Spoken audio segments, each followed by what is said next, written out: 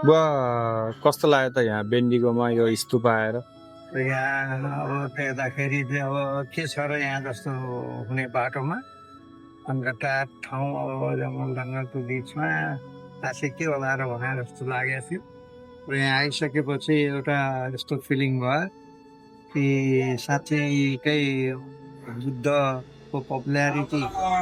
भन्यो भने world wise रहेछ भन्ने कुरा चाहिँ थाहा भयो। यहाँ विभिन्न देशका चाहिँ बुद्धिस्ट